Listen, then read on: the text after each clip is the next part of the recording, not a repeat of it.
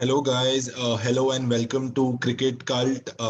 मैं हूं रोहन और मेरा बहुत खास दोस्त और of course founder of cricket cult Siddharth है मेरे साथ।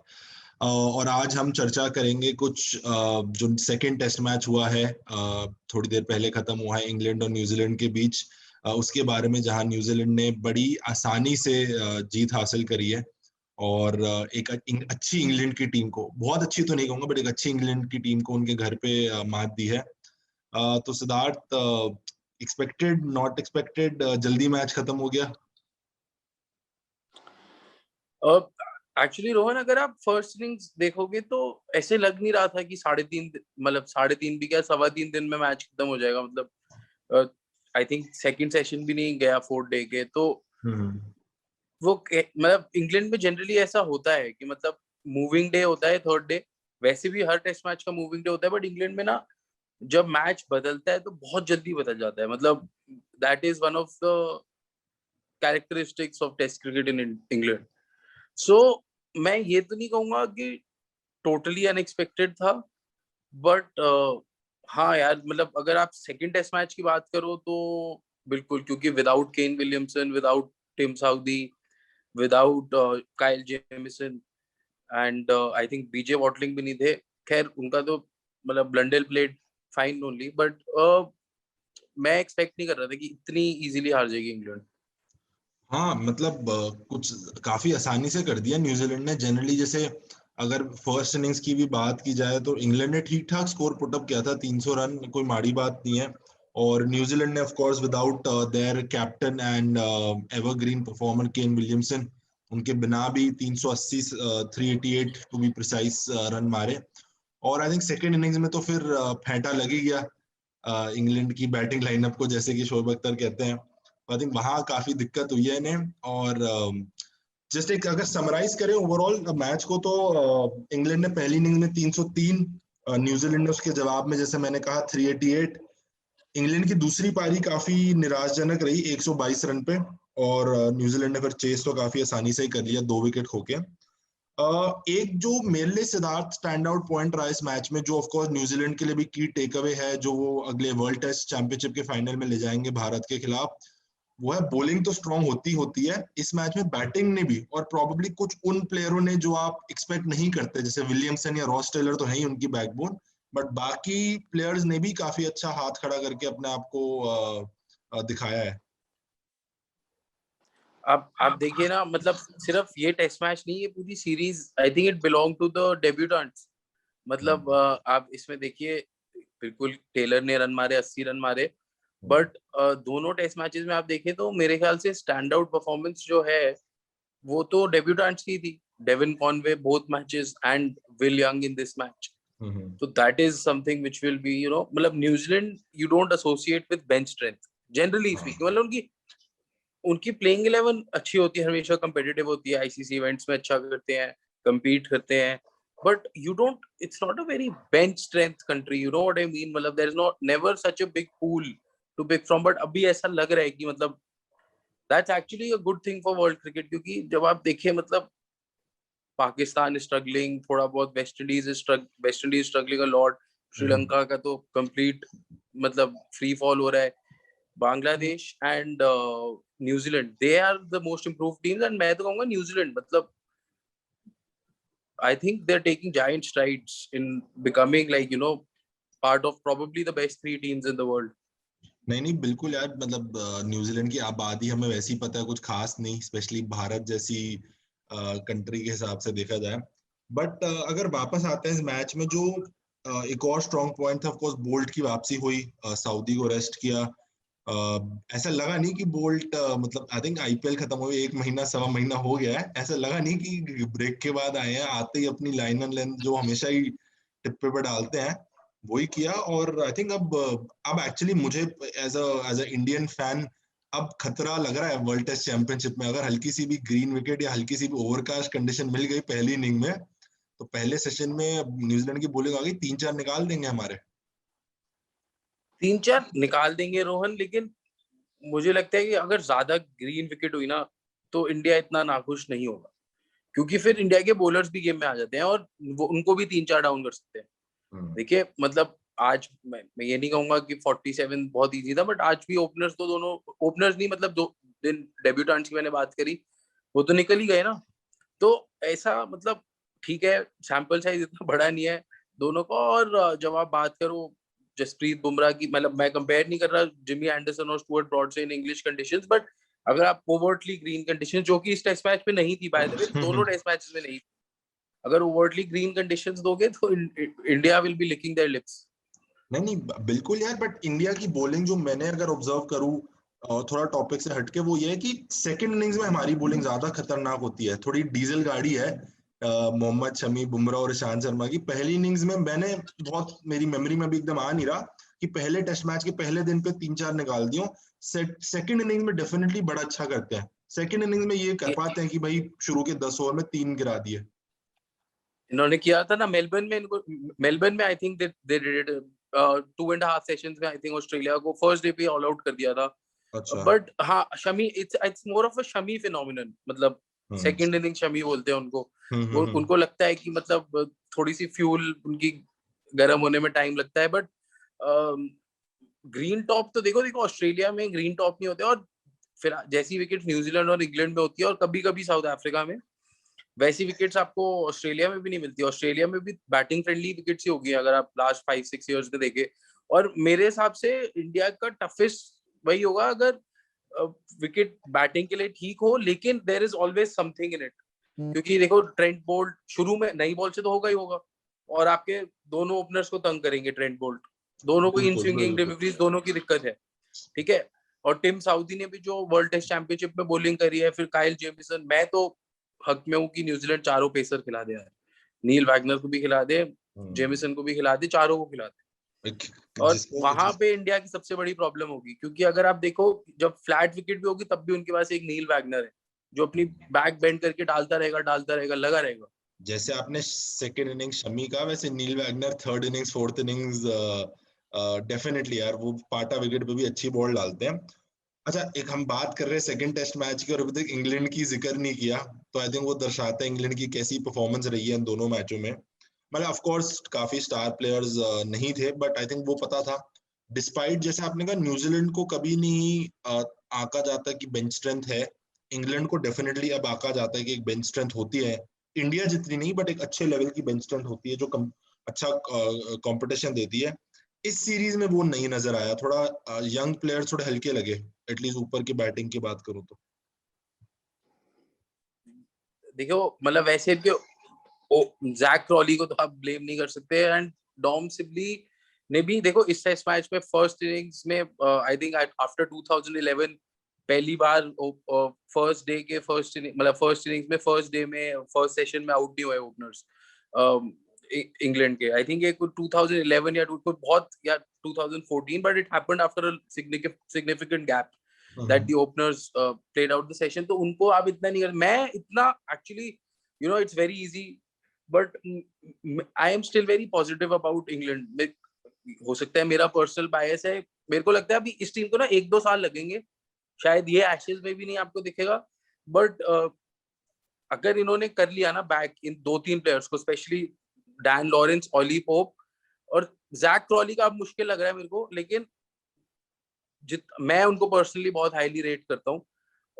मुझे लगता है कि एक अच्छा कोर बन जाएगा अगर इन तीन में से दो भी आगे निकल गए ना, थोड़े उभर गए, स्पेशली ऑली पोप, मतलब तो मुझे लगता है कि देखो स्टोक्स तो है ही अभी, Stokes is not very old, Joe Root is also on the cusp of 30 I think.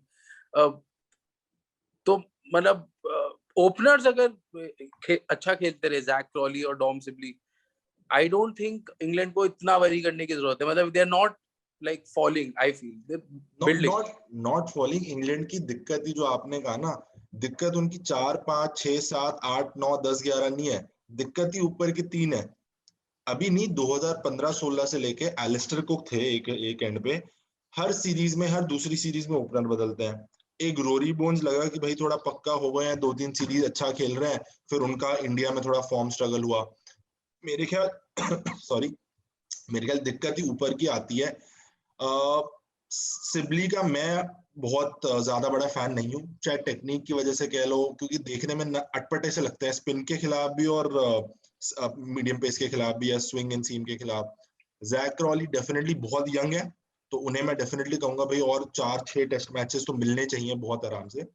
Ollie Pope पे मुझे बिल्कुल भरोसा है, जैसे मैंने कहा वो एक्चुअली बैटिंग का नंबर भी हो जाता है, अगर ओली पोप बैटिंग करने आएंगे 5-6 पे, ऊपर नीचे स्टोक्स और रूट है, नीचे शायद बटलर या बेयरस्टो, तो एक वो जहां बैटिंग कर रहे हो प्लस 5-6 नंबर वाला बंदा बैटिंग करने अगर आप फर्स्ट इनिंग्स में करने आ रहे हो भाई, या तो टीम ने 300 350 लगा दिए फिर आपकी बैटिंग आ रही है, विकेट थोड़ा पाटा है, स्ट्रॉन्ग सिचुएशन है, या आपके शुरू के 15-20 ओवर में 3 नीचे जल्दी गिर चुके हैं, तो इधर वे आपके पास आपको एक मौका है टू जज assess the situation.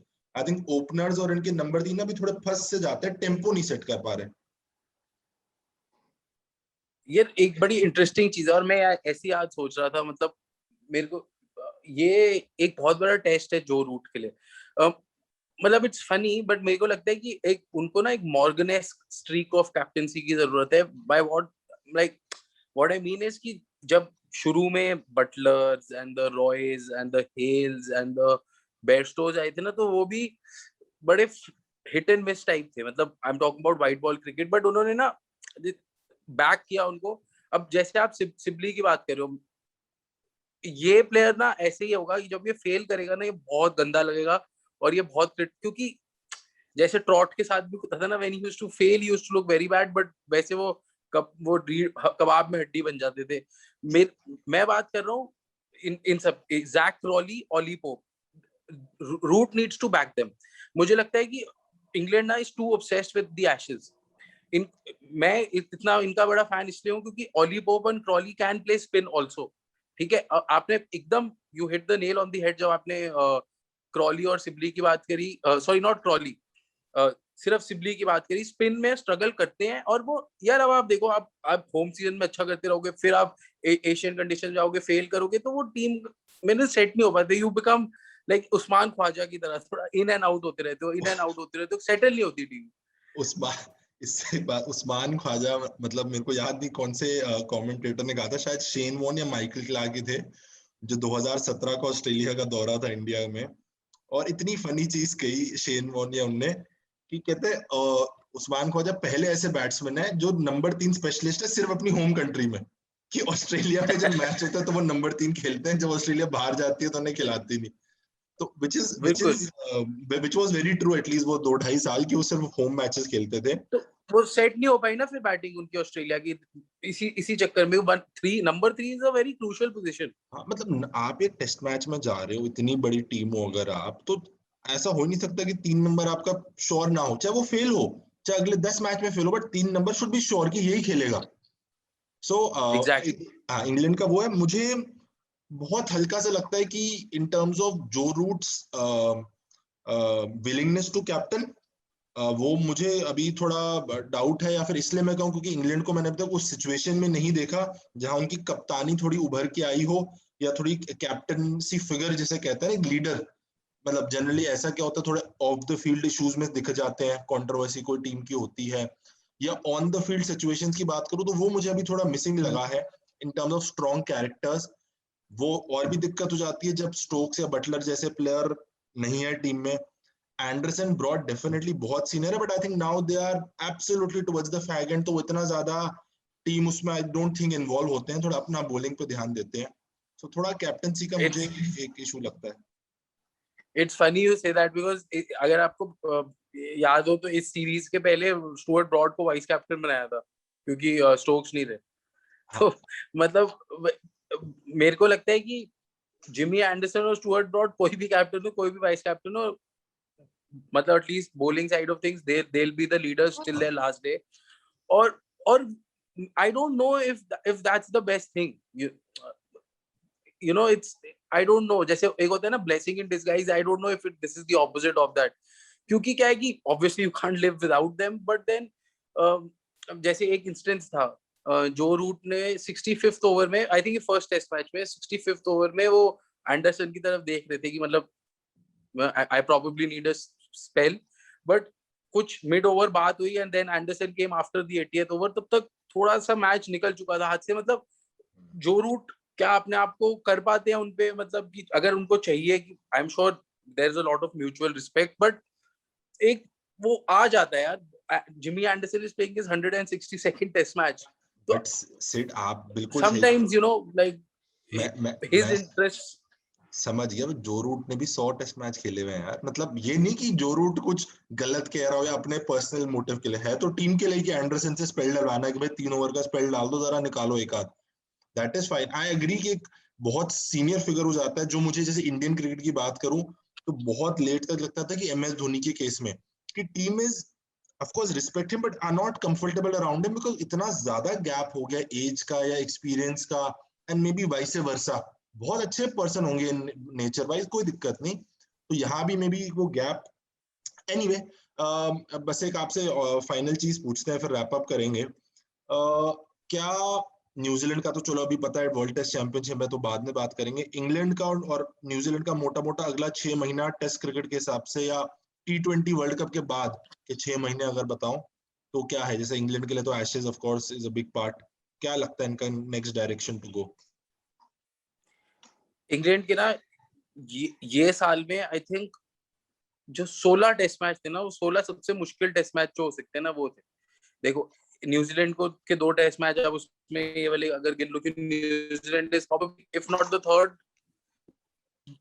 4th best team in the world, मेरे तो थर्ड ही है और सेकंड ही है शायद। बट इंग्लैंड के ओपोनेंट्स के हिसाब से, क्योंकि देखो एशेज को वो हमेशा नंबर 1 ही रखेंगे, तो कोई भी टीम रैंकिंग कुछ भी हो, उनके नंबर 1 ओपोनेंट्स ऑस्ट्रेलिया होंगे। ठीक है, इस वक्त पे मैं मानता हूँ कि 4 test match in India and 5 test matches with India in England भी मतलब सेकंड बिगेस्ट चैलेंज है उनके लिए। ठीक है, उसके बाद अब वो एशेज जो तो खेल ही नहीं है 5 test match, 2 test match New Zealand की भी, तो अब हम हाफवे स्टेज पे आ चुके हैं। ठीक है, श्रीलंका में बिग टिक, इंडिया में first test match very big tick, 4 test match big minus. मैं सेकंड और थर्ड को इसलिए नहीं बोल रहा क्योंकि मैं इंडियन हूं, but those were not very good pitch conditions, तो मैं मतलब कोई भी इतनी भी ग्रेट इंग्लिश टीम होती है तो शायद हार जाती। और जो मैं इनको देख रहा हूँ ना, ये 10 test match will define Joe Root whether he will remain captain और not. I have a strong feeling जो बचे हुए 10 टेस्ट मैच। बिल्कुल बिल्कुल, ये तो आप बिल्कुल ही आपने सही कहा कि लंबा सीजन है और ये इनका पूरा साल ही लंबा था, और definitely this next few series will define Joe root. That is for England. New Zealand, if I have to say honestly, apart from what the result is in World Test Championship, and I am sure they are definitely going to give India a lot of competition, or vice versa. World test championship के बाद की बात करूं तो New Zealand मुझे settle लगती है, क्योंकि ऐसा नहीं है वर्ल्ड टेस्ट चैंपियनशिप में वो बहुत पिटे या बहुत अच्छी तरह जीते तो उन्हें कुछ चेंजेस करने हैं। इधर वे बॉलिंग वही रहेगी आपकी, विकेट कीपर चलो बीजे वॉटलिंग रिटायर हो रहे हैं तो उनकी जगह पे किसी नेक्स्ट मेंबर को फिक्स करोगे अगले 8-10 मैचेस में टेस्ट आउट करके। बैटिंग ऊपर लेथम अच्छा संभाल रहे हैं, कॉनवॉय अगर टिक जाते हैं, अच्छा मिडिल ऑर्डर सेट है आपका, तो न्यूजीलैंड के पर्सपेक्टिव से आई थिंक काफी सेटल टीम है in the sense irrespective of the result of the world test championship. कुछ ना कैप्टनसी के ऊपर कोई इशू है, ना बॉलिंग, ना स्पिन डिपार्टमेंट। हाँ, आई डू थिंक कि हाई टाइम दैट न्यूजीलैंड किसी तरह एक स्पिनर अपनी रैंक्स में लाए जो लंबा खेल पाए। इनके लिए सैंटनर है, बट एक डैनियल विटोरी टाइप जो एक हो ना, एक स्ट्रॉन्ग फिगर जो खेले ही खेले किसी भी कंडीशन में। एक स्पिनर तो भाई टीम खिलाती है मोरलेस, तो एक वो स्पिनर अब टाइम आ गया है। मे बी वही एक फर्क है जो न्यूजीलैंड बड़े टूर्नामेंट्स के फाइनल या सेमीफाइनल में रह जाती है, और एक वो final nail in the coffin करने के लिए, मेरे ख्याल। तो चलिए, मेरे को एक बात बताओ, सॉरी रोहन, मेरे को एक चीज पूछनी है बस कि जो जैसे आपने स्पिनर्स की बात करी, तो एजाज खान ने सब बहुत विकेट लिया है, मतलब उनके फर्स्ट क्लास उसमें Ajaz Patel, I am really sorry, Ajaz Patel ने बहुत विकेट्स लिए हैं। एंड तो आप खिलाओगे उनको, या आप विद डी ग्रैंडहोम और फिर 3 पेसर्स खिलाओगे? ये मेरे को लगता है कि जैसे हमारा है ना कि Siraj and Ishant both, only Siraj only Ishant, मतलब वैसे उनका भी होगा कि नहीं, कि you think Santner 4 pacers it's all settled, de Grandhomme will sit out? हाँ, I will definitely go in with Santner. मैं एजाज पटेल को मैंने हालांकि ज्यादा देखा नहीं है, but I will go with Santner. I will definitely last player in the team as of now, अगर मैं न्यूजीलैंड की 11 सेलेक्ट करूंगा तो वो डी ग्रैंडहोम ही होंगे अगर वो होए टीम में। एज ऑफ नाउ नहीं है, बट अगर जगह बन रही होगी पिच को देख के और मैच से एक आध दिन पहले तो शायद लास्ट नंबर ही घुसेंगे। बट सैंडनर और एजाज पटेल में कोई दो डाउट नहीं है, वो होंगे डेफिनेटली सैंडनर ही मेरी मेरी टीम में। और मैं एक स्पिनर तो रखूंगा ही रखूंगा, जितनी भी जैसी भी विकेट हो ना, आई एम अ बिलीवर, जो भी मैंने क्रिकेट देखी है खेली है, एक स्पिनर आपको चाहिए विकेट लेने के लिए, रन रोकने के लिए चाहे। चलो देखते हैं। अब तो भाई टेस्ट मैच हो ही गया, सेकंड टेस्ट मैच दोनों अच्छा था, मतलब न्यूजीलैंड के लिए आई एम वेरी हैप्पी कि थोड़ी प्लान टीम लगती है, अच्छी टीम लगती है। इंडिया का जैसे हमने एक बार बात करी थी कि इतना सब अच्छा सर्किट है क्रिकेट का, स्ट्रॉन्ग एवरीथिंग, बट स्टिल ऐसा नहीं हो रहा कि वहां जाके एक टेस्ट मैच या दो टेस्ट मैच खेल रहे हो या दो प्रैक्टिस मैच खेल रहे हो। So that I find a little hard to understand, but let's see. ये सीरीज तो न्यूजीलैंड ने जीतनी है काफी आसानी से without their captain, so I think काफी अच्छा मोराल होगा उनका और अच्छी टक्कर देंगे वर्ल्ड टेस्ट चैंपियनशिप में। एनी फाइनल वर्ड सिद्धार्थ हमारे दर्शकों के लिए? नहीं, just can't wait for the World Test Championship final to begin. I think all cricket fans, I just hope it comes soon. बिल्कुल बिल्कुल बिल्कुल। चलिए फिर आजादी लेते हैं सारे व्यूअर से। Thank you everybody for watching the video. Please हमारे क्रिकेट कल्ट ऑफिशियल इंस्टाग्राम पे और क्रिकेट कल्ट यूट्यूब पेज को लाइक कीजिए, फॉलो कीजिए, सब्सक्राइब कीजिए, शेयर करिए वीडियो, कमेंट में लिख के बताइए और क्या मजेदार कॉन्वर्सेशन आप सुनना चाहते हैं और किस टॉपिक पे बात कर सकते हैं। बहुत लंबा क्रिकेट सीजन है अगले 6 महीने, तो डेफिनेटली आपसे मुलाकात होती रहेगी। और बस इजाजत लेते हैं अभी के लिए। Thank you Siddharth, thank you so much.